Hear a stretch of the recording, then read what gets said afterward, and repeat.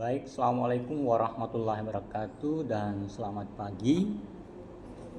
Ya, sesuai dengan RPS, hari ini kita membahas mengenai financial analysis. Jadi analisa keuangan ya, analisa atas laporan keuangan. Ya, di sini ada 3 learning objective yang akan kita bahas ya. LO pertama yaitu penerapan konsep sustainable income ya dan earning quality. Dengan submateri pembahasan yang pertama adalah sustainable income. Jadi income yang berkelanjutan. Ini kita bahas lebih lanjut nanti di akuntansi keuangan 1 ya. Jadi manfaat dari pelaporan ya, laporan keuangan yang mengidentifikasi sustainable income. Kemudian quality of earning. Ya, selanjutnya LO2 ya, yaitu penerapan analisis horizontal dan analisis vertikal. Ya, dan tentu dengan sub pembahasan horizontal analysis dan vertikal analysis. Dan yang terakhir LO3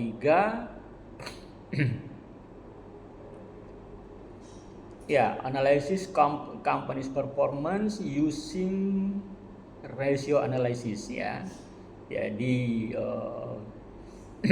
kita melakukan analisa atas performance dari perusahaan itu dengan melihat rasio-rasionya atau dengan menggunakan analisa rasio. Ya.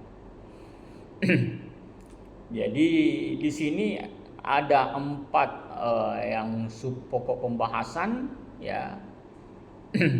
Kita akan melihat performance perusahaan dengan 3 jenis rasio yang utama ya. Yang pertama adalah rasio likuiditas ya, ini sangat penting bagi kreditur jangka pendek ya. Jadi kreditur jangka pendek itu terutama melihat rasio likuiditasnya ya. Kemudian solvency ratio ya, itu rasio solvabilitas perusahaan ya, kemampuan perusahaan untuk memenuhi seluruh kewajiban-kewajibannya, baik yang bersifat jangka pendek maupun yang bersifat jangka panjang. Kalau yang pertama tadi itu khusus kemampuan perusahaan untuk melaksanakan ya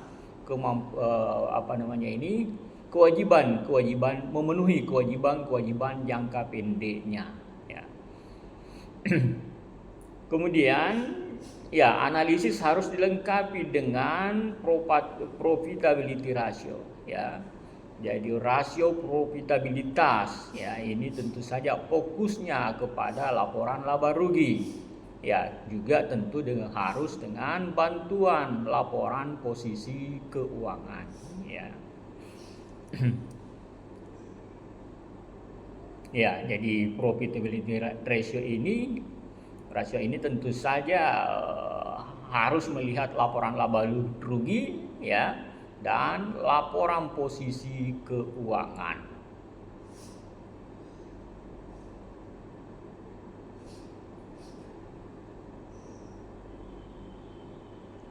Ya. LO pertama sustainable income and quality earning ya. Dengan pembahasan yang pertama adalah sustainable income. Mengapa kita perlu mengidentifikasi sustainable income? Ya, jadi laporan laba rugi itu ya, kalau ada operasi-operasi yang akan dihentikan ya, maka di samping kita melaporkan net income yang menggambarkan seluruh income perusahaan ya, baik yang berkelanjutan maupun yang tidak berkelanjutan, karena itu adalah fakta. Tetapi untuk kepentingan analisa di masa yang akan datang, maka diperlukan identifikasi atas income yang berkelanjutan. Ya, bagaimana mengidentifikasi income yang berkelanjutan? Ya, maka kita akan memisahkan income yang berkelanjutan dan income yang tidak berkelanjutan. Ya. Jadi di sini penting ya mengidentifikasi income yang berkelanjutan, karena itu sebagai alat untuk memprediksi arus kas di masa yang akan datang, ya. Karena yang sudah dihentikan itu tidak lagi menghasilkan, ya, terhenti di situ ya, tidak lagi menghasilkan arus kas di masa yang akan datang. Tetapi perlu dilaporkan dalam laporan laba rugi, ya, income statement, karena itu adalah fakta yang terjadi pada periode itu, ya. Jadi itu pentingnya mengidentifikasi, ya, mengidentifikasi dalam laporan laba rugi, ya, adanya income yang berkelanjutan dan adanya income yang tidak berkelanjutan.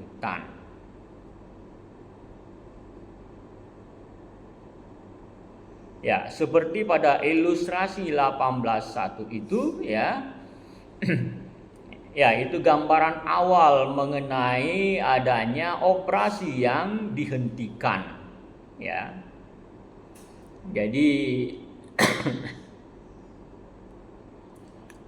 pada bagian awal kita melaporkan hanya pada income dari operasi, ya, income dari operasi, ya, yaitu selisih antara sales revenue, cost of goods sold, ya, diperoleh gross profit, ya, gross profit. Kemudian ada operating income, ya, ada operating income 100.000, ya.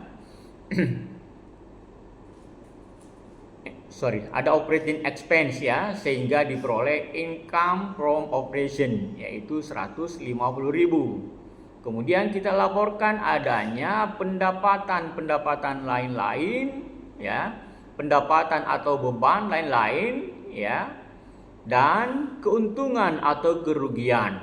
Ya, itu kita laporkan sehingga kita peroleh angka income before income tax, jadi laba sebelum pajak penghasilan. Kemudian di sini ada ya, tentu saja ada beban pajak penghasilan 24.000, ya. Ya.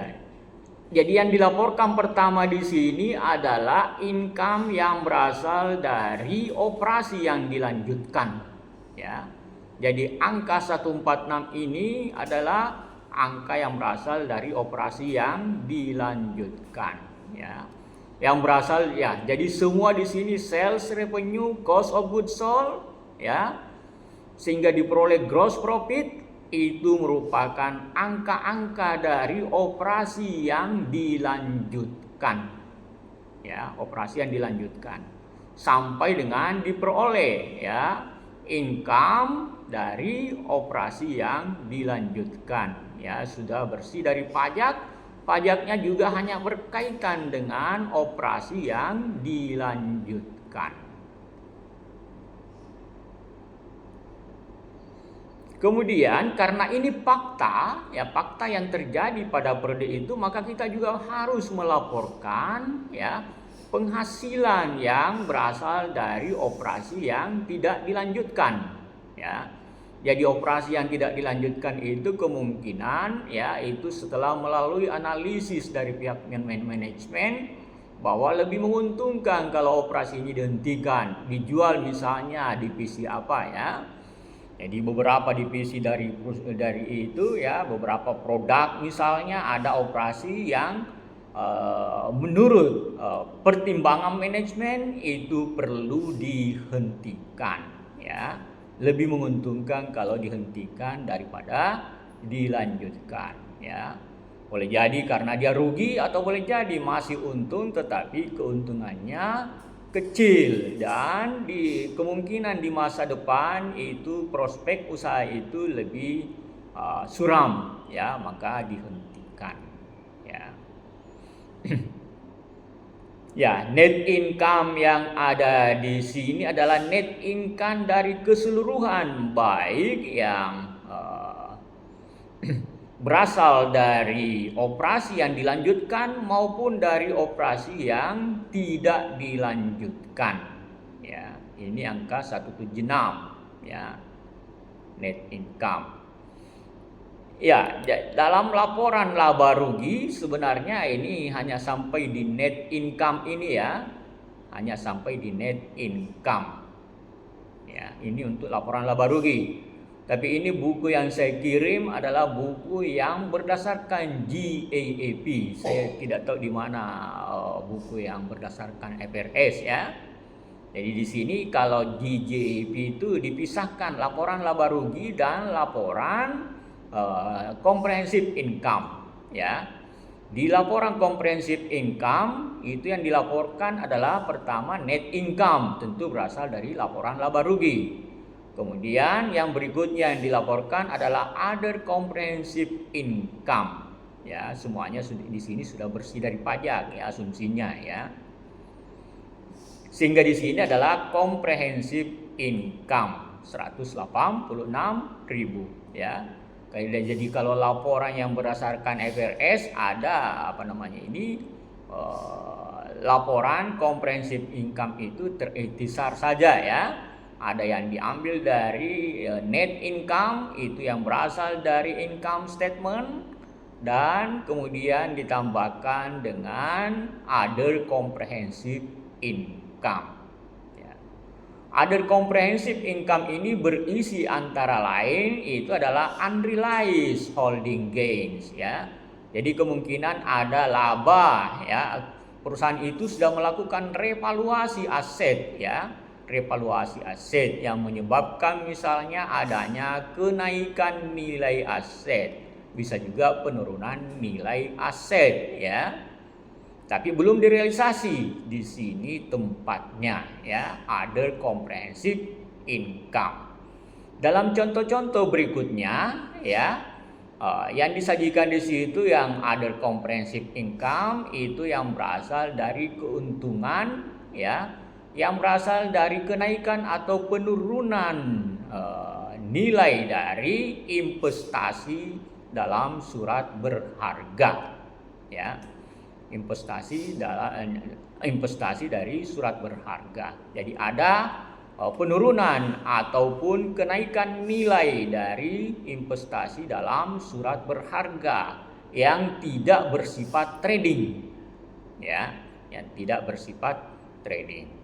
Ya, maksudnya itu yang tidak bersifat trading, kita membeli surat-surat berharga, kita berinvestasi dalam surat-surat berharga itu bukan karena kita mau memperoleh keuntungan jangka pendek dari fluktuasi harga, ya. Itu yang non trading, ya, itu yang non trading. Jadi tujuan utama kita berinvestasi itu adalah untuk memperoleh pendapatan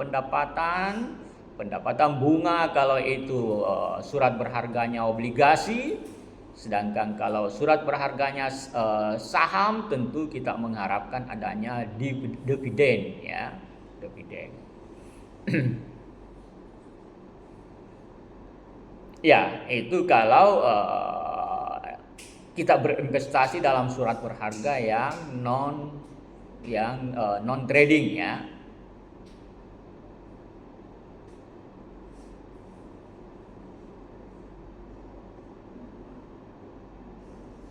Ya, penghentian operasi, ya. Jadi penghentian operasi boleh jadi karena operasi yang dihentikan itu tidak lagi perlu dihentikan menurut analisis manajemen, ya. Untuk efektivitas operasional di masa yang akan datang, ya. Ya, di ilustrasi 18.2 ini, ya, Jadi yang awal dilaporkan itu adalah income before income tax ya. Jadi penghasilan sebelum pajak penghasilan. Ya, ini tentu saja berasal dari operasi yang dilanjutkan ya, operasi yang dilanjutkan.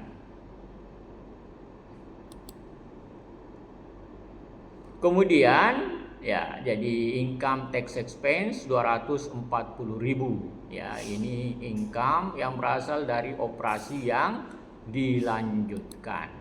Kemudian kita juga harus melaporkan operasi yang tidak dilanjutkan karena itu adalah fakta ya, fakta yang terjadi.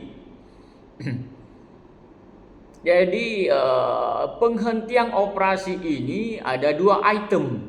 Nah, yang pertama ya, adanya rugi operasi dari operasi yang dihentikan itu. Jadi operasi misalnya divisi apa di situ, divisi kimia ya.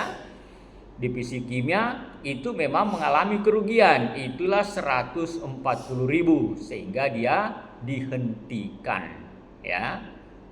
Jadi bisa karena memang sudah mengalami kerugian dan diharapkan dan diprediksi di masa-masa yang akan datang itu juga memang prospek usaha untuk itu ya tidak menguntungkan untuk dilanjutkan. Sedangkan yang 70.000 itu adalah kerugian karena pelepasannya ya. Jadi boleh jadi aset-aset yang dijual karena penghentian operasi itu ya, nilai bukunya lebih tinggi dibanding dengan hasil yang diperoleh sehingga dinyatakan sebagai rugi ya. Jadi rugi karena pelepasan dari divisi kimia. Jadi yang 140.000 itu adalah dari operasinya. Jadi kerugian dari operasinya. Sedangkan yang 70.000 itu kerugian dari keputusan untuk melepaskan ya. Keputusan untuk melepaskan aset itu ya, menghentikan ya. Keputusan untuk menghentikan divisi itu menyebabkan adanya kerugian 100.000 setelah dikurangi pajak itu 70.000 ya. Sedangkan yang 140.000 itu sekali lagi itu merupakan kerugian operasional yang terjadi dari 1 Januari sampai dengan 31 Desember atas divisi yang dihentikan ya. Jadi ada 2 jenis kerugian yang dilaporkan di sini ya, dari operasinya dan dari pelepasan atau penghentian dari operasi itu. Karena kalau kita menghentikan, tentu saja aset-aset yang digunakan untuk operasional di situ ya kita tentu jual ya. Pada saat kita jual boleh jadi nilai bukunya itu lebih tinggi dibanding dengan hasil penjualannya ya, karena kita menjualnya itu ya mungkin saja tidak memenuhi persyaratan nilai pasar. Dia termasuk sebagai nilai jual paksa dalam terminologi appraisal ya, dijual secara tergesa-gesa ya, karena kita membutuhkan uang cepat misalnya ya, sehingga tidak ada waktu yang cukup untuk menawarkan aset itu ya. Itu dalam terminologi appraisal ya. Jadi dalam terminologi appraisal itu dikatakan nilai pasar salah satunya itu kalau mempunyai waktu yang cukup untuk menawarkan aset itu ya. Jadi kalau ada misalnya orang yang mau pindah ke Jawa karena dipindah tugaskan, dia jual aset-asetnya, tidak mungkin lagi dia menjual sesuai dengan nilai pasar karena dia jual secara tergesa-gesa. Ya, biasa kalau dalam istilah akuntansi itu nilai likuidasi ya. Dalam terminologi appraisal itu disebut sebagai nilai jual paksa. Ya. Ya, jadi sulit untuk memperoleh keuntungan dari penjualan yang tergesa-gesa. Ya. Maka di sini dia ada kerugian ya.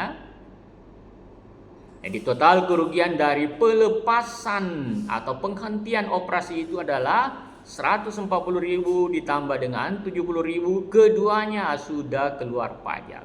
210.000. Ya.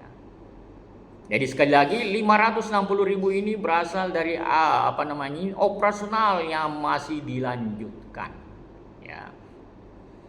Jadi sekali lagi penting untuk melaporkan, mengidentifikasi ya operasi yang dilanjutkan dengan operasi yang tidak dilanjutkan.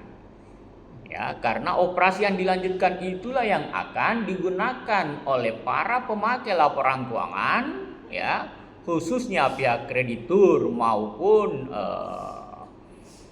investor untuk memprediksi arus kas di masa yang akan datang. Kalau yang sudah dihentikan tentu saja tidak lagi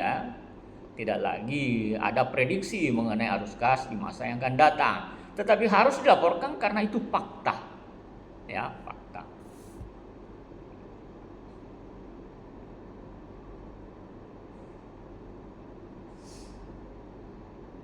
Ya, comprehensive income itu terdiri atas net income ya yang diperoleh dari laporan laba rugi kalau itu yang berbasis IFRS ya. Dan other comprehensive income. Ya, other comprehensive income ini ya seperti yang saya jelaskan tadi itu antara lain berisi dari unrealized holding gains or loss ya.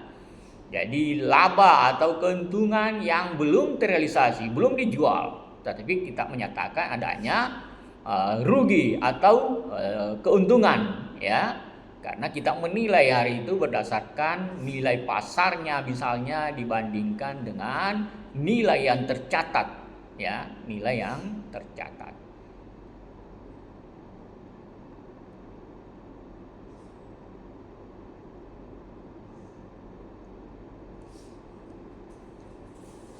Ya, begini pelaporannya ya. Kalau comprehensive income statement, laporan income komprehensif ya. Jadi yang pertama dilaporkan tentu saja net income ya. Net income ini berasal dari income statement ya, income statement. Kemudian yang tidak masuk dalam income statement ya, itu adalah other comprehensive income ya. Di sini yang dia laporkan sebagai other comprehensive income yaitu unrealized on available for sale securities ya. Jadi surat-surat berharga itu ada dua macam, ada yang bersifat trading dan ada yang non trading ya. Di sini yang non trading ya. Kalau misalnya yang trading maka di sini bukan unrealized tetapi dia masuk dalam net income ya. Jadi masuk dalam operasional ya. Kalau di sini misalnya ya yang unrealized di sini adalah surat berharga yang bersifat trading ya, bersifat trading. Tetapi kalau yang non trading maka dia dilaporkan di other comprehensive income ya. Jadi surat-surat berharga yang tidak dimaksudkan untuk dijual, tidak dimaksudkan untuk memperoleh keuntungan jangka pendek ya. Tapi memang dimaksudkan untuk melakukan investasi dengan mengharapkan pendapatan dari investasi itu ya. Pendapatan bunga tentu saja kalau itu obligasi ya, pendapatan dividen kalau itu merupakan saham ya. Ya, di sini yang dimaksud ini ya. Jadi ini tentu saja diberikan contoh yang berasal dari available for sale securities ya, bukan trading ya. Karena kalau trading tidak ada yang dilaporkan di other comprehensive ya, dia dilaporkan di net income ya. Kalau yang available for sale securities ya, itu hanya bisa menjadi bagian dari net income kalau sudah realize ya. Kalau unrealized tidak boleh ya. Tapi kalau yang trading unrealized pun dilaporkan di net income ya. Itu perbedaan antara trading dan non trading atas investasi dalam surat berharga, ya. Itu ada di akuntansi keuangan 3 juga ya. Akuntansi keuangan 3 juga ada. Satu yang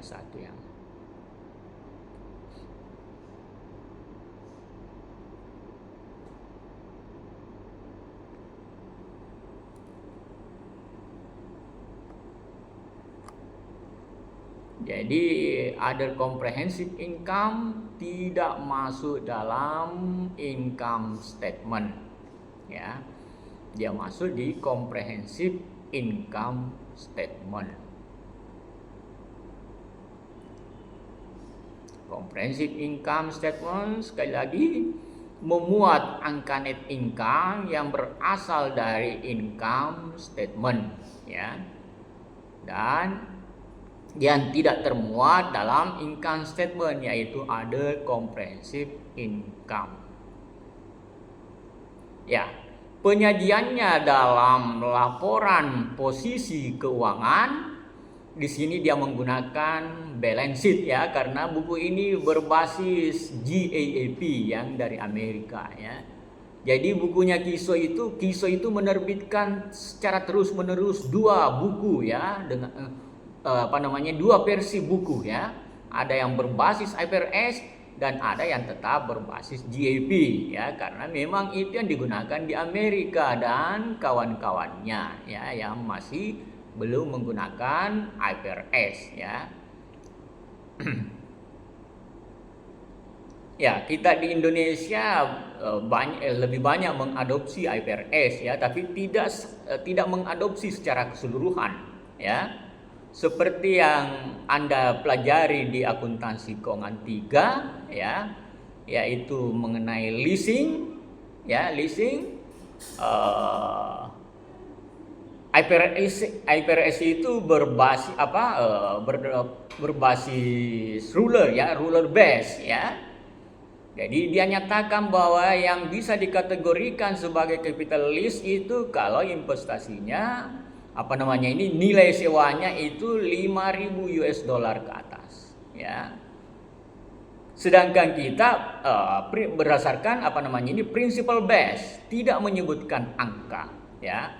Yang disebutkan hanya bernilai besar, maka dia masuk dalam kategori capital lease. Jadi kita principal base, sementara IFRS itu ruler base, sudah ditentukan ya angkanya.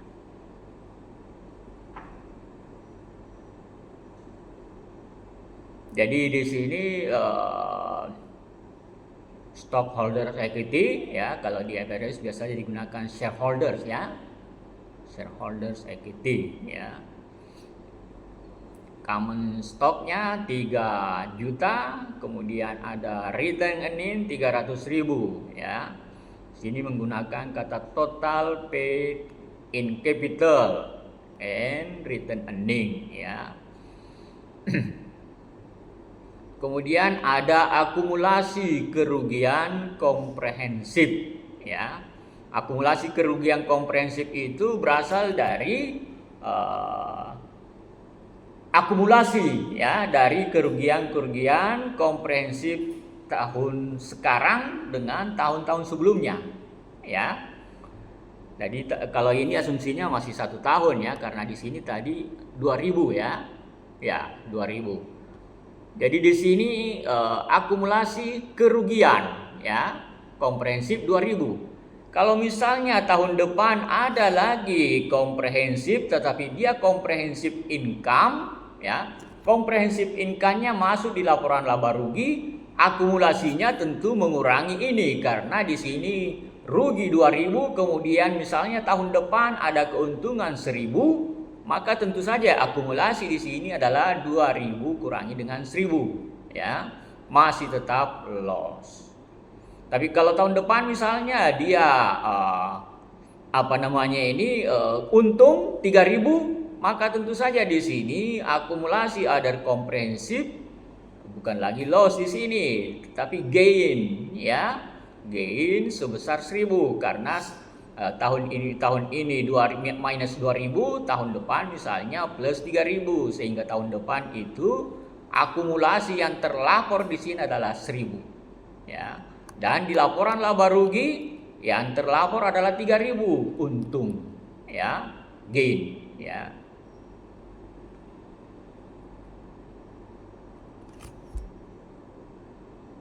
Oke, bisa dipahami? Ya.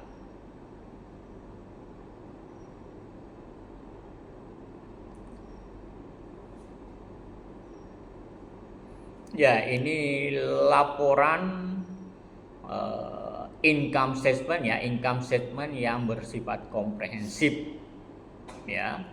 Sudah dilaporkan semuanya, ya.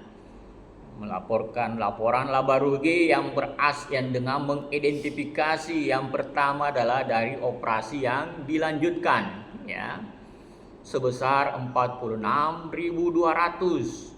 Kemudian dilaporkan pula, ya, secara terpisah karena ini fakta adalah operasi yang dihentikan, ya. Jadi ada kerugian, ya. Ada kerugian dari operasional dari operasi yang dihentikan ini, ya. Jadi ini adalah yang 42.000 itu adalah kerugian dari operasional divisi yang dihentikan, ya. Di sini diberikan contoh, dia mempunyai keuntungan dari pelepasan asetnya, ya. Dari penghentian operasi divisi plastik, ya. Jadi boleh jadi karena, ya, tentu saja karena nilai penjualan, ya, harga jual dari aset yang dilepas atas operasi yang dihentikan itu lebih tinggi dari nilai bukunya, ya, lebih tinggi dari nilai bukunya, yaitu 50.000, ya. 50.000 setelah dipotong pajak, ya. Maka 50.000 ini dikali dengan 70% karena pajaknya 30%. 50.000 kali 70% 35.000, ya. Ya, karena 30% pajaknya tentu saja yang ini 70%, ya. Yang setelah dikurangi pajak. Oke, bisa dipahami? Jadi kalau yang tadi itu rugi semuanya, ya, baik operasionalnya maupun karena pelepasannya. Di sini operasionalnya rugi sehingga dihentikan, ya. Tetapi pelepasannya, penghentiannya, penjualan aset-aset atas operasi yang dihentikan itu dia untung 35.000, ya. Jadi bisa untung, bisa rugi, ya. Terutama kalau misalnya sudah lama beroperasi, tentu nilai bukunya makin kecil, padahal nilai jualnya masih ada, ya. Mungkin ada yang kalau menurut buku, ya, tinggal residual value, ya, nilai bukunya, ya. Tapi harga jualnya meskipun dijual dengan nilai likuidasi, tetap saja bisa menghasilkan keuntungan kalau aset yang ada, terutama yang aset yang ada itu adalah aset yang sudah lama. Kalau sudah lama tentu saja kecil nilai bukunya. Boleh jadi tertinggal adalah salvage value-nya, ya, nilai sisanya saja, ya. Sehingga di sini ada keuntungan, ya. Tapi kalau misalnya tidak begitu lama kemudian dihentikan, nilai bukunya mungkin masih cukup tinggi, sementara kita menjualnya dengan nilai likuidasi sehingga ada kerugian dari pelepasan aset-aset dari operasi yang dihentikan. Oke, jadi di buku ini memberikan contoh, ya, yang lengkap, ya. Ada yang rugi dan ada yang untung, ya.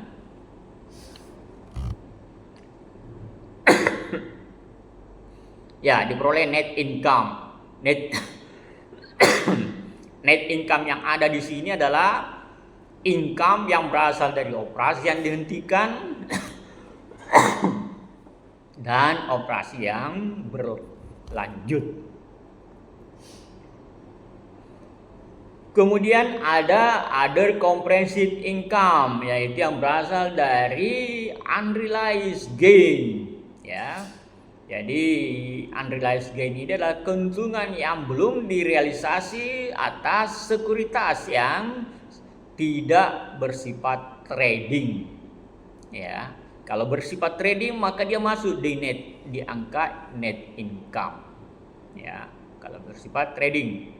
Tapi kalau tidak, kalau non trading, kalau dia masih unrealized, belum dijual, ya, maka digolongkan sebagai other comprehensive income yang 10.500 ini, ya. Berasal dari angka 15.000 potong pajak 30%, berarti 70% kali 15.000 yaitu 10.500, ya. Jadi comprehensive income-nya berasal dari net income ditambah dengan other comprehensive income, ya. Sedangkan net income-nya di sini ada yang berasal dari operasi yang dilanjutkan yaitu 46.200 dan ada yang berasal dari operasi yang tidak dilanjutkan sebesar 7.000. 7.000 ini berasal dari kerugian operasional dari operasi yang dihentikan dan ada keuntungan dari pelepasan, ya, aset-aset dari operasi yang dihentikan. Oke, jelas ya?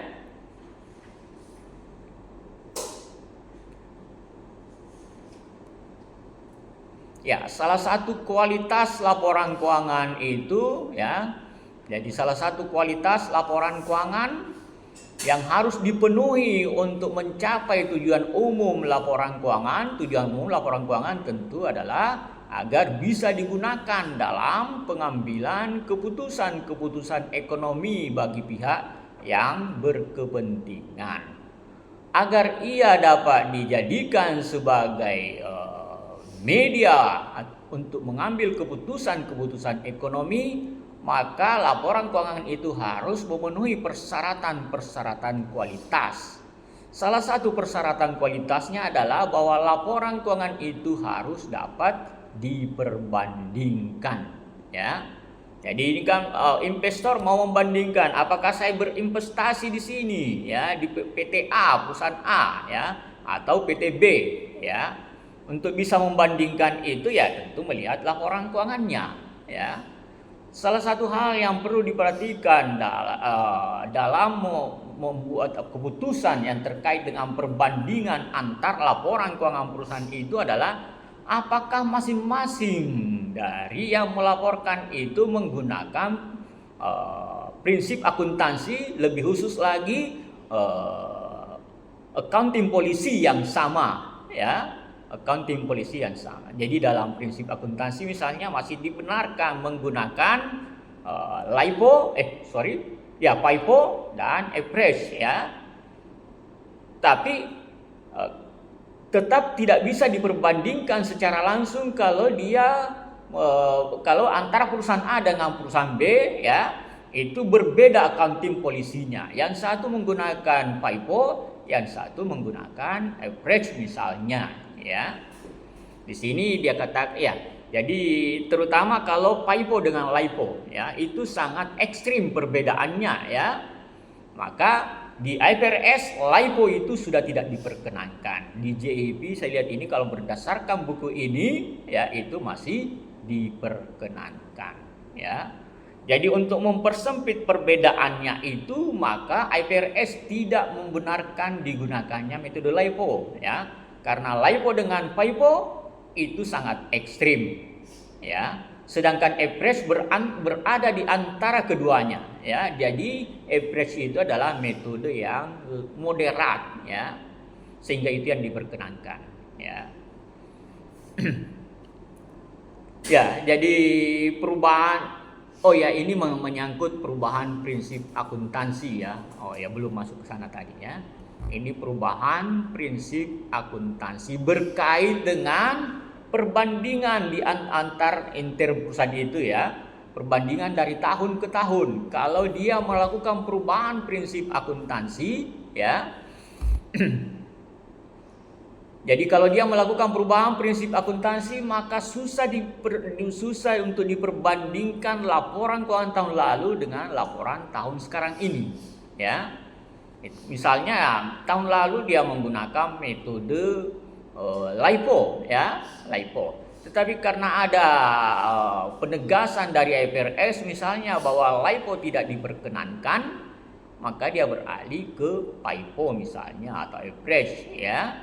Maka tentu saja, ya, laporan tahun sebelumnya yang berdasarkan LIFO dengan laporan sekarang ini yang berdasarkan FIFO tidak bisa diperbandingkan, ya, karena menggunakan accounting policy yang berbeda, ya, meskipun dalam batas prinsip akuntansi yang sama, ya. Jadi misalnya masih menggunakan standar akuntansi keuangan, ya, tetapi accounting polisinya berbeda, ya, kebijakan akuntansinya berbeda, ya.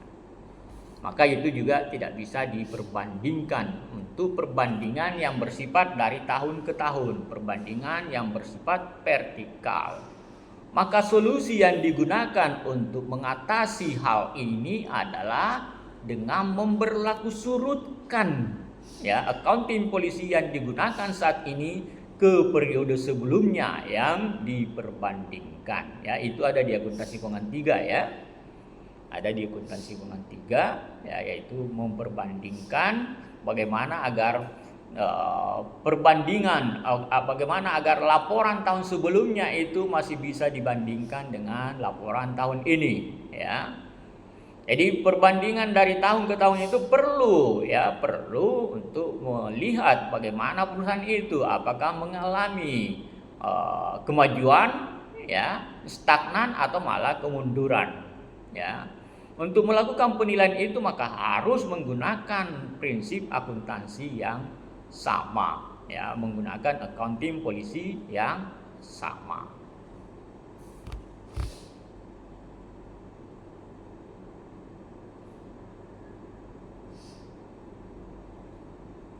Ya, sama dengan ini, ya. Perubahan dalam prinsip akuntansi, ya, penjelasannya juga ini, ya.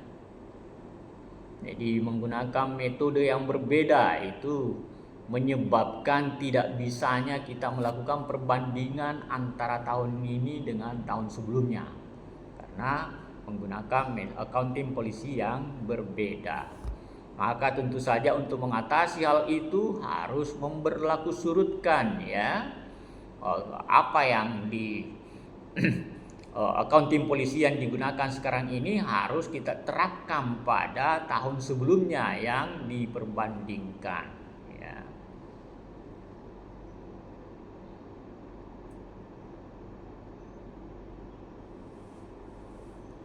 Ya, itu yang terkait dengan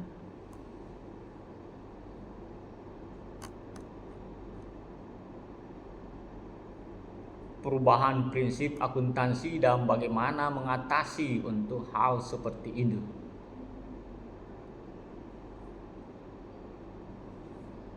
Kemudian yang berikut yang terkait dengan quality of earning, ya, yaitu laporan alternatif dalam pelaporan income statement, ya. Ya, jadi ada keharusan bagi perusahaan, ya, terutama yang yang melaporkan ke publik untuk menyusun laporan keuangannya, melaporkan laporan keuangannya berdasarkan prinsip akuntansi yang berlaku umum, ya. Di Indonesia tentu saja harus sesuai dengan standar akuntansi keuangan yang ditetapkan oleh Ikatan Akuntan Indonesia, ya, IAI, ya. Ya, kalau di Amerika ini ya berdasarkan GAAP, ya. Kita SAK banyak mengadopsi dari IFRS meskipun tidak semuanya, ya. Ya. Laporan keuangan yang berdasarkan GAAP tentu saja harus melaporkan semua fakta, ya, semua fakta, ya. Jadi termasuk di dalamnya adalah biaya-biaya yang tidak sering terjadi, tidak biasa, ya, tidak berulang misalnya, ya. Tetapi ini adalah ada laporan keuangan alternatif, ya, laporan keuangan alternatif khususnya laporan laba rugi alternatif, yaitu pro forma income. Jadi hanya melaporkan income yang memang berulang, ya, bukan tidak mengamputasi dari pendapatan dan beban yang sifatnya tidak berulang, ya, yang tidak biasa, ya.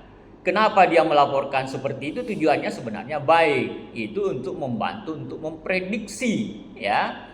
Jadi laporan laba rugi kita itu adalah untuk memprediksi arus kas di masa yang akan datang, sehingga dia mengamputasi untuk hal-hal yang tidak berulang, ya. Misalnya adanya kerugian karena bencana, ya, boleh jadi ya itu tidak berulang, ya. Kecuali kalau bencananya terus berulang untuk itu, ya harus dilaporkan, ya, karena memang itu salah satu fakta, ya, bahwa begitu juga nanti di masa yang akan datang. Tetapi kalau diprediksi bahwa kerugian itu hanya terjadi pada tahun ini dan tidak terjadi pada tahun-tahun mendatang, maka dia mengamputasi informasi-informasi yang tidak berulang, ya. Ya, tetapi banyak juga yang pemakai laporan keuangan yang tidak setuju dengan hal itu, ya. Karena dia mengatakan bahwa pro forma income ini hanya melaporkan yang baik saja, ya, melaporkan yang baik dan menghilangkan hal-hal yang buruk dari laporan keuangannya, ya. Ya, ini bermanfaat kalau betul-betul dilaporkan dengan itikat baik oleh penyajinya, ya. Jadi dilaporkan dengan itikat baik oleh penyajinya untuk menuntun pemakai, ya, untuk menuntun pemakai agar pemakai bisa mengambil keputusan ekonomis yang tepat, ya, atas entitas yang dilaporkan itu. Tidak menarik, ya, tidak menarik laporan keuangan itu untuk kepentingan internal perusahaan itu, ya. Tetapi tetap saja banyak pemakai yang kritis, ya, pengguna yang kritis bahwa hal itu bisa disalahgunakan oleh penyaji laporan keuangan untuk melaporkan yang baik saja, mengamputasi yang buruk, ya. Ya, tentu saja solusinya adalah memisahkan antara yang berulang dengan yang tidak berulang. Di situ diberikan pilihan kepada pemakai, ya, apakah mau menggunakan seluruh informasi yang ada dalam laporan keuangan itu atau hanya informasi yang berulang saja, ya. Jadi oleh karenanya laporan laba rugi itu mengidentifikasi, ya, yang pertama adalah adanya revenue, ya, revenue di situ yang dimaksud adalah revenue yang berulang, ya. Revenue yang berulang, kemudian ada cost of goods sold, kemudian ada beban operasional, ya, diperoleh operating income. Kemudian yang mungkin tidak berulang, yang tidak terkait langsung dengan operasional, ya, maka diberikan informasi sebagai other income or loss, ya, pendapatan dan beban lain-lain. Disitulah yang dilaporkan, misalnya yang tidak berulang, ya, tidak berulang. Jadi diserahkan kepada pembaca untuk melakukan analisa apakah mau menggunakan seluruh informasi yang ada dalam laporan keuangan itu, laporan laba rugi itu, atau hanya yang memanfaatkan informasi dari operasi yang berulang. Pendapatan dan beban yang berulang, ya. Ya, di laporan keuangan juga kita sering lihat bahwa beban bunga itu misalnya dilaporkan di pendapatan atau beban lain-lain. Kenapa? Agar bisa diperbandingkan antara laporan keuangan dari perusahaan yang meminjam dengan yang tidak meminjam, ya. Jadi ada kan yang tidak ada beban bunganya karena dia tidak memilih untuk mengeluarkan obligasi misalnya, ya. Dia lebih memilih untuk mengeluarkan saham, ya, sehingga tidak ada atau sangat kecil beban bunganya, ya. Sehingga beban bunga misalnya itu dilaporkan dalam pendapatan dan beban lain-lain, ya.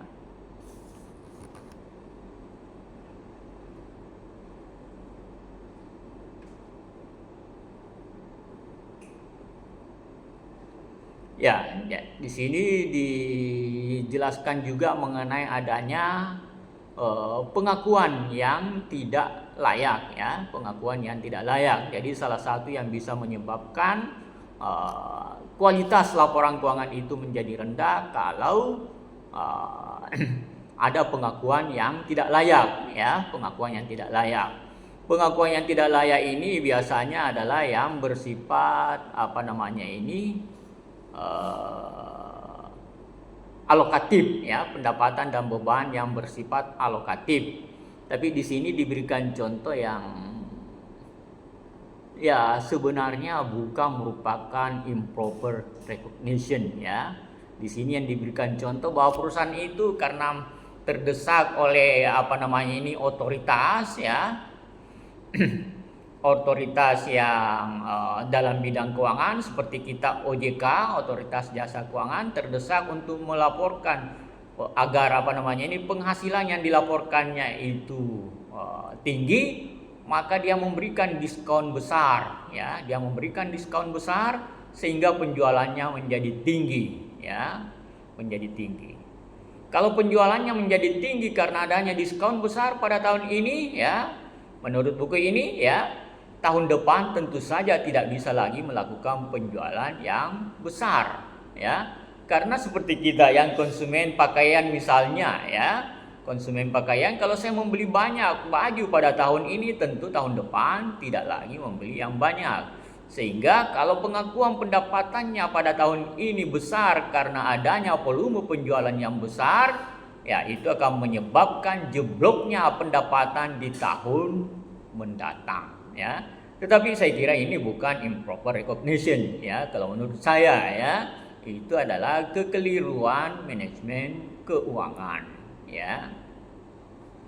Ya, yang bisa sebagai improper recognition kalau menurut saya, ya, itu adalah adanya praktek-praktek yang tidak layak dalam mengkapitalisasi beban operasional, ya. Jadi supaya beban operasionalnya itu menjadi rendah, dia kapitalisir, ya. Dia kapitalisir artinya kalau dia kapitalisir itu akan dibebankan secara bertahap di tahun-tahun mendatang. Padahal seharusnya misalnya, ya, seharusnya dibebankan pada saat ini, ya. Karena beban yang kita keluarkan yang tidak mempunyai manfaat lagi ke depan harusnya dibebankan sekarang ini, ya. Saya pernah mendapatkan karena saya melakukan studi kelayakan, ya. Saya pernah melakukan studi kelayakan, saya minta laporan keuangannya, ya. Saya minta laporan keuangannya, di situ ada beban-beban yang ditangguhkan, ya. Dia mengkapitalisasi bebannya. Saya tanya, beban apa ini? Tidak usah ragu menyebutkan, ya. Tidak usah ragu menyebutkan karena kebetulan bekas mahasiswa saya yang bagian keuangannya, ya. Dia bilang ini adalah sumbangan untuk pilgub, ya, untuk pilgub, ya. Jadi cukup besar sumbangannya, ya, untuk pilgub, ya. Tidak usah saya sebutkan siapa yang dia sumbang, ya. Kemudian saya tanya, ya, apakah yang Anda sumbang ini memenangkan pilgub? Dia bilang tidak. Setelah yang bukan Anda sumbang ini menang, apakah Anda mendapat banyak proyek? Dia bilang tidak ada. Boleh dikata tidak ada proyek yang kita dapatkan. Jadi pengorbanan Anda itu adalah pengorbanan yang tidak mempunyai manfaat ke depan, ya, tidak ada manfaatnya ke depan karena tidak ada, ya. Kalau misalnya yang Anda sumbang itu terpilih, ya, itu ada manfaatnya ke depan, ya, bisa mendapatkan proyek-proyek di masa yang akan datang. Oleh karenanya pengorbanan tadi yang berupa sumbangan kepada pemilihan gubernur itu, ya, itu tidak layak untuk dikapitalisir, saya bilang bebankan itu ya, karena tidak mempunyai manfaat. Disinilah yang dimaksud buku ini, mengkapitalisasi yang tidak layak. Tidak layak karena apa yang kita kapitalisir itu tidak mempunyai manfaat ke depan. Oke? Ya, kalau itu ya benar ya. Tapi kalau yang di atas ini, contoh yang diberikan pertama ini, saya kira tidak layak itu dijadikan contoh sebagai improper recognition. Ya, itu adalah kesalahan manajemen ya, melakukan diskon besar-besaran ya, meskipun misalnya diskonnya itu masih dalam batas keuntungan ya. Dia mau memperbesar penjualannya ya. Jadi mungkin penjualannya sudah sampai Oktober itu, walaupun dia jual di bawah cost itu yang mau didiskon ya, itu tetap memperoleh keuntungan secara keseluruhan ya. Sehingga di bulan Desember misalnya dia melakukan diskon besar sehingga penjualannya menjadi besar ya. Ya, itu yang dimaksud oleh buku ini ya. Tapi kalau menurut saya itu bukan improper ya, bukan improper recognition. Itu adalah kesalahan.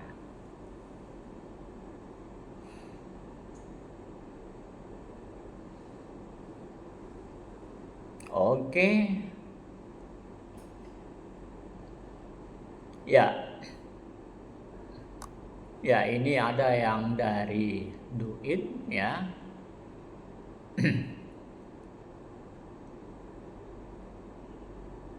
Ya, unusual item ya. Jadi ada item-item yang tidak biasa ya. Itu harus dipisahkan juga ya.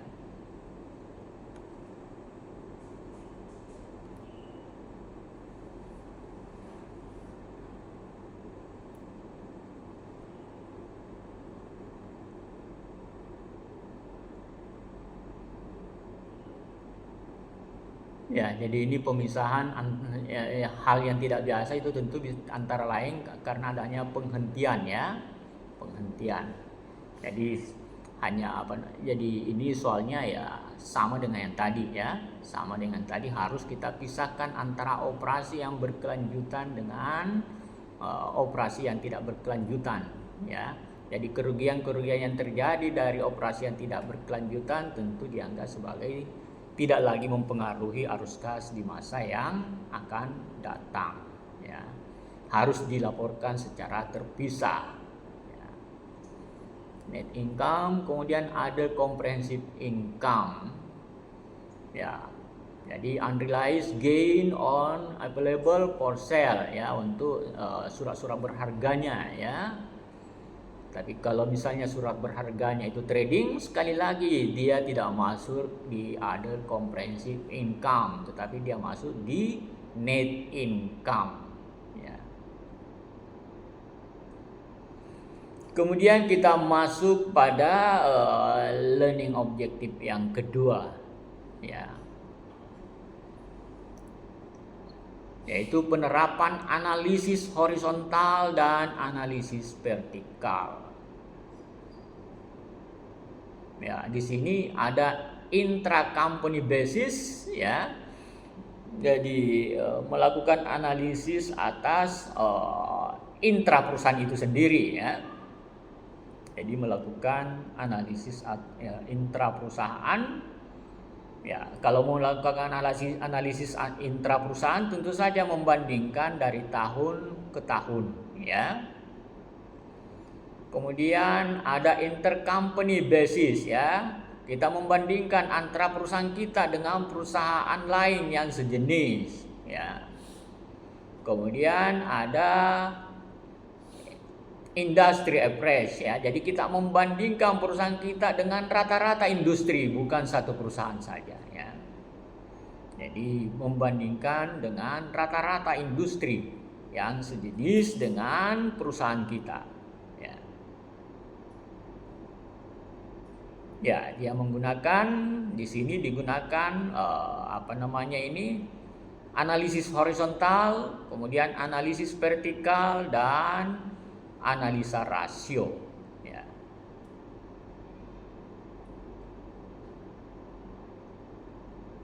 Ya, ini analisis horizontal ya.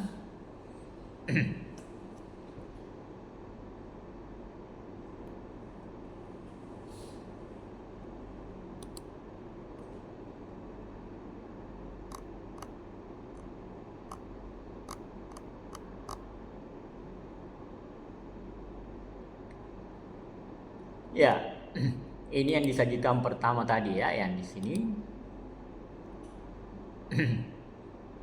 Jadi dari 2016 ya ke 2017 ya, itu berapa kenaikannya misalnya ya. Jadi ya, kemudian ya inilah yang ada di sini ya. Jadi kita lihat Excelnya.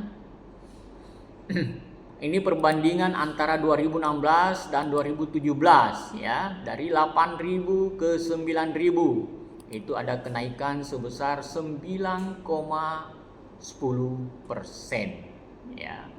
Kemudian dari 2017 ke 2018 itu 5,8%. Kalau di buku itu langsung saja ini ya yang digunakan ya. Ya, ini saja yang digunakan kalau di buku itu ya. Jadi membandingkan antara tahun ini dengan tahun dasar ya, itu yang ada di buku itu ya.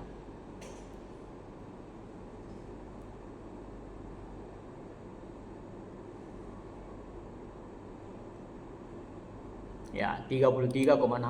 Ini kita ya, saya melakukan analisis tidak pernah menggunakan yang seperti ini yang 33,6. Kita membandingkan per tahunnya ya. Kalau ini dia membandingkan berapa ke pertumbuhan 2016 langsung ke 2020 ya. Jadi 33% ya. Kalau ini yang di atas membandingkan dari tahun ke tahun ya. 2016 ke 2017 itu 9,10% kenaikannya ya. Dari 2017 ke 2018 itu 5,8. Jadi membandingkan angka yang ada di 2018 dengan yang ada di 2017 ya. Kalau yang di sini ya langsung dia bandingkan 2018 dengan tahun dasar 2016 ya. Itu tidak pernah kita gunakan. Yang paling kita gunakan itu adalah rata-ratanya. Jadi 2016 ke 2020 rata-rata pertumbuhannya adalah 7,52% ya. Rumusnya itu adalah 1 ditambah dengan ini ya, G465 ya, ini dipangkat 1/4 atau sama dengan akar pangkat 4 ini ya, kurangin 1. Kalau tidak dikurangi 1 maka di sini menjadi 175 ya. 1,1752% ya. Begitu juga di sini kalau tidak dikurangi 1 ya, maka tentu saja akan menjadi 133 ya. Tapi yang benar adalah tumbuh 33% ya. Ya, ini yang ada di buku ini.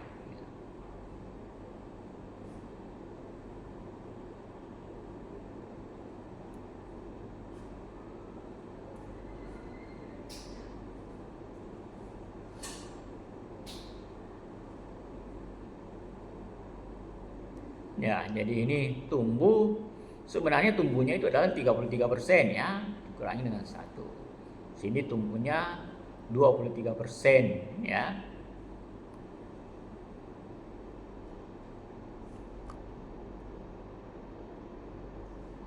Ya, ini analisis horizontal ya. Melihat dari tahun 2020, 2019 ya dan seterusnya. Ya, itu analisis horizontal. Ya, ini yang menurut buku ini ya, analisis horizontal.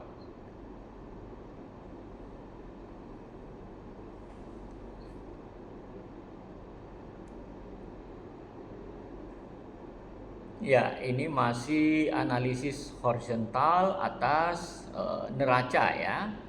Jadi membandingkan 2020 dengan 2019, berapa jumlah kenaikan atau penurunannya, kemudian berapa persen ya.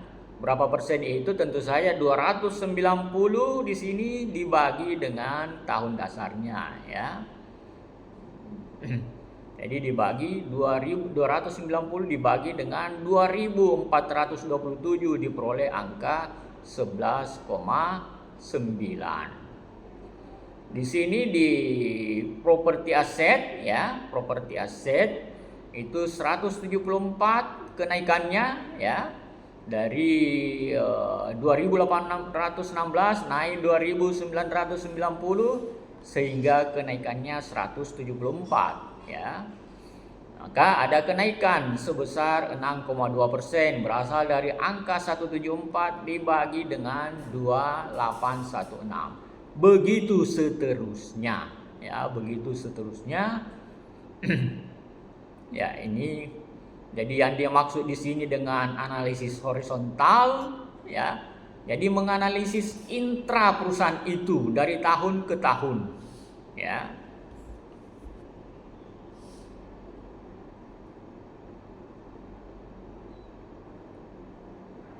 Jadi menganalisis kenaikan dan penurunan ya dari tahun ke tahun. Ya, sama dengan ini ada kenaikan 24 dibagi dengan 4020 dia menghasilkan angka 0,6%. Ya, ini juga masih analisis horizontal ya. Karena membandingkan kenaikan atau penurunan yang terjadi dari tahun ke tahun.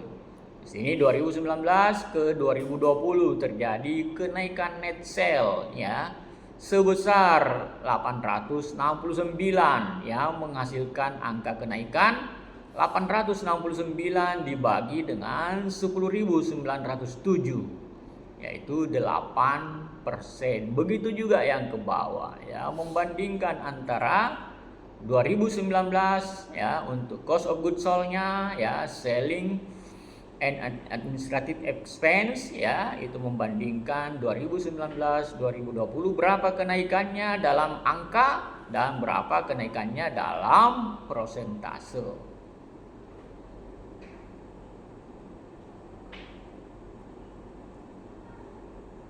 Ya, ini analisis vertikal ya.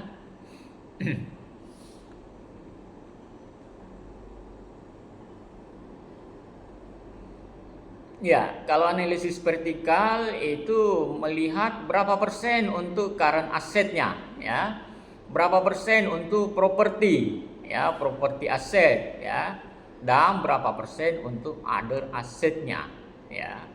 Jadi persentase yang ada di sini di 2020, ya, itu adalah 2.717 dibagi dengan 11.397 berarti 23%. Begitu juga di angka properti aset ya. Itu jadi properti aset itu ada 26%, sedangkan other aset jumlahnya cukup besar yaitu 50%. Ya. Ini dibandingkan dengan tahun 2019 ya. 2019 ya untuk current asset itu 22,6% ya. 22,6% tentu berasal dari angka 2.427 dibagi dengan 10.714. Ya, begitu juga dengan yang di bawahnya ya. Jadi persentase yang ada di sini adalah persentase dari masing-masing item, current liabilities, long term liabilities, ya, stockholders equity, ya, berapa persen masing-masing itu dilaporkan di sini. Itu yang dimaksud dalam buku ini sebagai vertical analysis, ya, untuk masing-masing laporan keuangan, ya, baik laporan laba rugi maupun laporan posisi keuangan. Ya, jadi di buku ini karena berbasis GAAP menggunakan balance sheet, kata balance sheet ya. Kalau buku yang berbasis IFRS itu statement of financial position.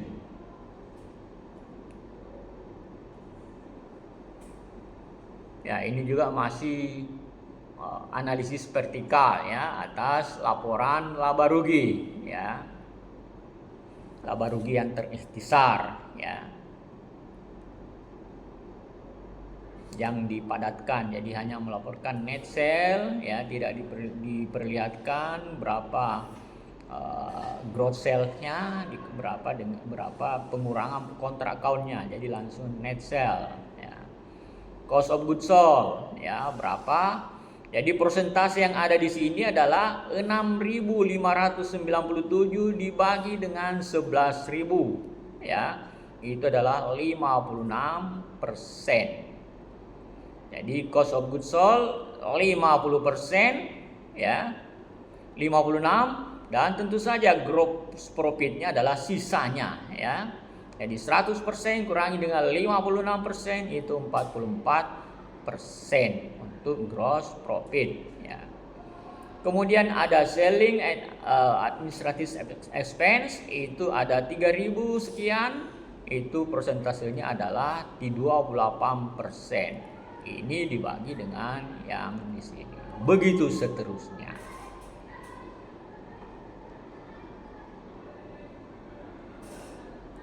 Ya, ini membandingkan dua perusahaan, intercompany comparison. Ya, jadi perusahaan kita berapa, ya? Ya, cost of goods sold untuk perusahaan kita itu adalah 56%, ya, lebih rendah dibanding dengan perusahaan yang lain. Kita punya beban pokok penjualan lebih rendah, ya. Dari segi beban pokok penjualan. Ya, tentu saja kalau dari sisi beban pokok penjualan kita lebih rendah, pasti lebih tinggi nanti untuk beban yang lainnya, ya. Jadi untuk beban administrasi dan beban pemasaran kita punya 28%, sedangkan perusahaan yang lain, ya, yang kita ambil sebagai pembanding itu 19,4%. Tentu ini lebih rendah karena di sini dia lebih tinggi, ya. Ya, begitu analisisnya untuk intercompany.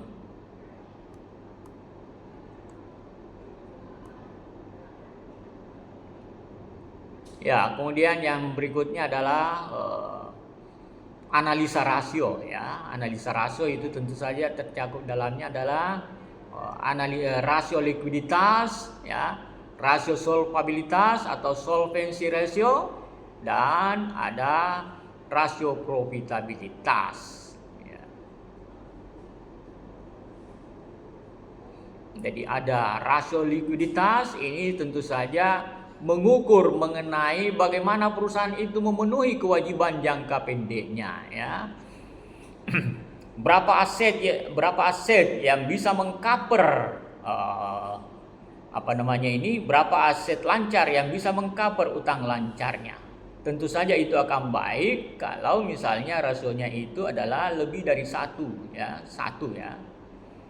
Jadi kalau 1 tentu saja 500 current asetnya, 500 current liabilitiesnya, itu 500 bagi. Tapi kalau current asetnya lebih kecil, tentu rasionya adalah kurang dari 1, ya, kurang dari 1. Kemudian ada pengukuran profitabilitas, ya. Ini banyak rasio-rasio yang digunakan di sini, ya. Kemudian ada rasio untuk mengukur tingkat solvensinya atau solvabilitasnya. Jadi mengukur mengenai kemampuan perusahaan untuk memenuhi seluruh kewajibannya, ya, seluruh kewajibannya pada periode itu, ya.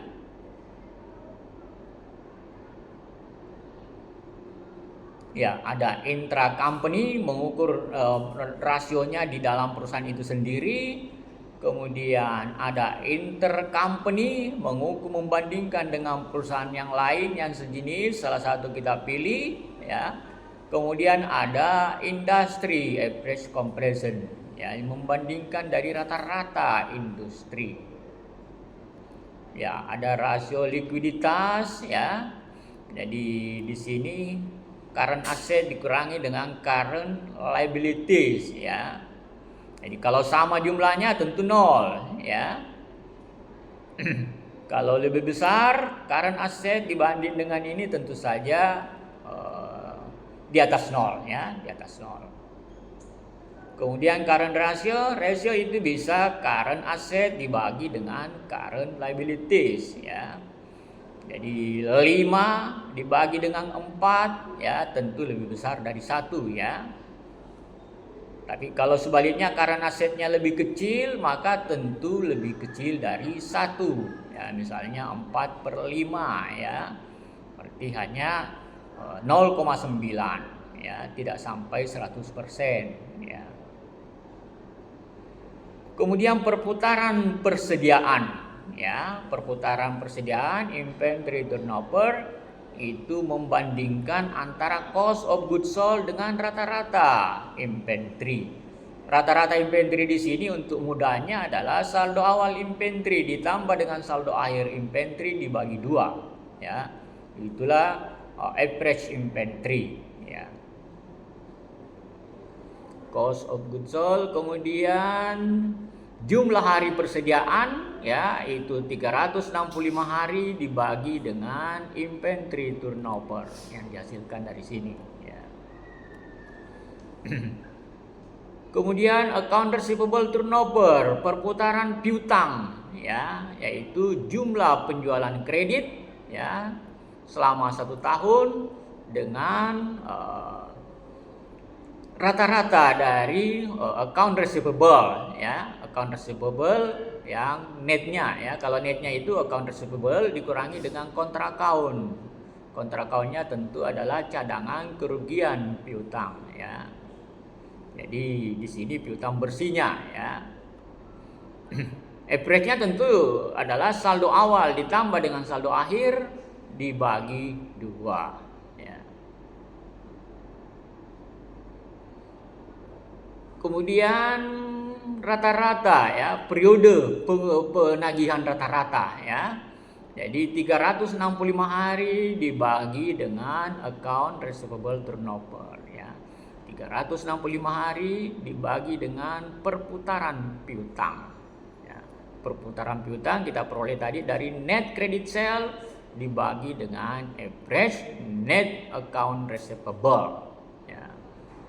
Average net account receivable yaitu penjumlahan saldo awal net receivable, ya, ditambah dengan saldo akhir dari net receivable, net account receivable, ya, dibagi 2. Ya, ini solvency ratio. Jadi rasio solvabilitas. Jadi informasi-informasi inilah yang diperoleh dari laporan keuangan, ya.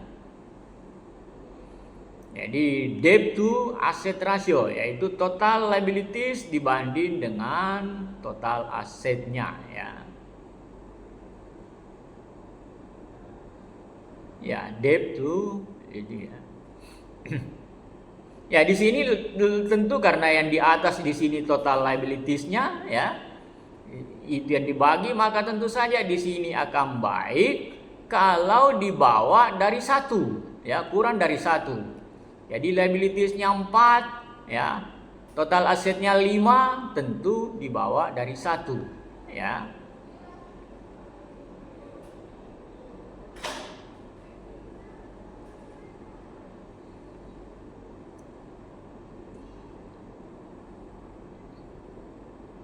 Ya, di sini berapa kali, ya, pendapatan bunga, ya. Ya, net income ditambah dengan interest expense ditambah dengan income tax expense, ya. Dibagi dengan interest expense itu menunjukkan time berarti berapa kali, ya. Kemudian free cash flow, kita sudah belajar waktu kita membahas cash flow, ya. Free cash flow itu adalah kas yang dihasilkan dari operasional, aktivitas operasional dikurangi dengan pengeluaran modal, ya, dikurangi dengan dividen yang dibayar kas. Ya, ini profitability ratio. earning per share. Ini terutama di informasi ini sangat dibutuhkan oleh para pemegang saham, ya. Jadi manajemen itu bekerja untuk kepentingan pemegang saham, ya. Dia berkewajiban untuk memaksimumkan kekayaan pemilik, kekayaan pemegang saham. Ya, di situ pula yang menyebabkan perusahaan lebih memilih untuk mendanai operasionalnya dengan pinjaman misalnya, ya, untuk mempertinggi, ya, earning persennya. Ya, jangan sampai earning persen turun, ya. Kalau misalnya perusahaan itu melakukan pendanaan melalui penjualan saham. Gross profit rate, ya, berarti gross profit dibagi dengan net sale. Kemudian profit margin, net income dibagi dengan net sale, ya.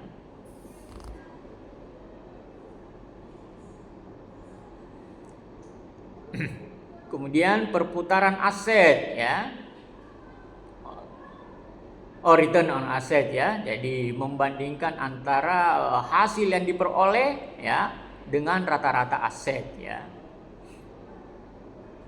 Jadi net income dibagi dengan rata-rata total aset, ya. Rata-ratanya itu adalah awal ditambah dengan akhir dibagi 2. Kemudian perputaran aset, ya.